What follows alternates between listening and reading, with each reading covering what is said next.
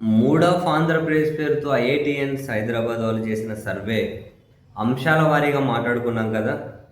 ఇప్పుడు ఓవరాల్గా ఉమ్మడి జిల్లాల వారీగా ఎంతమంది ఎమ్మెల్యేలు 33% కంటే తక్కువ మార్కులు 33% కంటే తక్కువ మార్కులు పొందిన వాళ్ళు ఎంతమంది ఉన్నారు? ఒక్కో జిల్లాలను చూస్తే శ్రీకాకుళంలో ఓవరాల్గా 10 ఎమ్మెల్యే సీట్లు ఉన్నాయి కదా, అందులో 6 మంది less than or equal to 33% అట. 33% మార్కులు పొందిన వాళ్ళ 33% మార్కుల కంటే తక్కువ పొందిన వాళ్ళు శ్రీకాకుళంలో 10 మంది ఎమ్మెల్యేలు 6 మంది ఉన్నారట. విజయనగరం 9 మంది ఎమ్మెల్యేలు 6 మంది ఉన్నారట. విశాఖపట్నం 15 మంది ఎమ్మెల్యేలు 5 మంది అట. Less than or equal to 33%.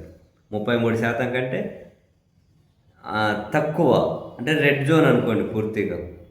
Visakhapatnam 15 మందిలో 5 మంది అట రెడ్ జోన్లు. ఈస్ట్ గోదావరి ఓవరాల్గా 19 ఎమ్మెల్యేల్లో 10 మంది రెడ్ జోన్ అట. వెస్ట్ గోదావరి ఓవరాల్ 15 ఎమ్మెల్యేల్లో 7 మంది రెడ్ జోన్ అట.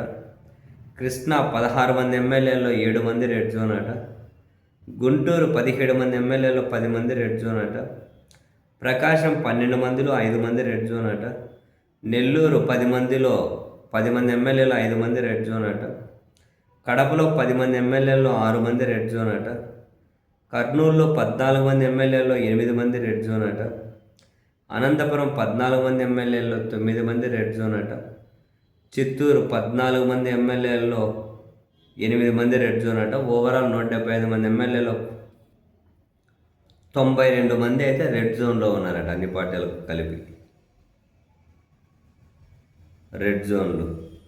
తర్వాత వీళ్ళు జిల్లాల వారీగా కూడా ఏ జిల్లాలో ఏ ఎమ్మెల్యేలు రెడ్ జోన్లో ఉన్నారు అనేది కూడా రాసుకుంటూ వచ్చారు. సో చాలా క్లీన్గా కూలంకుషంగానే ఈ సర్వే చేసుకుంటూ వచ్చినట్టు జిల్లాల వారీగా ఏడు ఎంత శాంపుల్ తీసుకున్నాము అని మొత్తం మీద అన్నిటికీ. అండ్ మినిస్టర్ల పర్ఫార్మెన్స్ గురించి కూడా ఈ సర్వేలో ఉంది.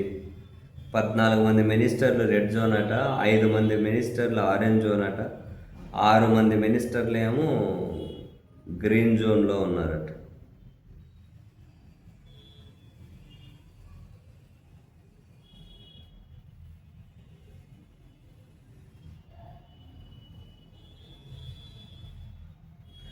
మన 21 మంది కూటమి ఎంపీలలో 13 మంది రెడ్ జోన్లో, 3 ఆరెంజ్ జోన్లో ఉంటే గ్రీన్ జోన్లో 5 మంది ఉన్నారట.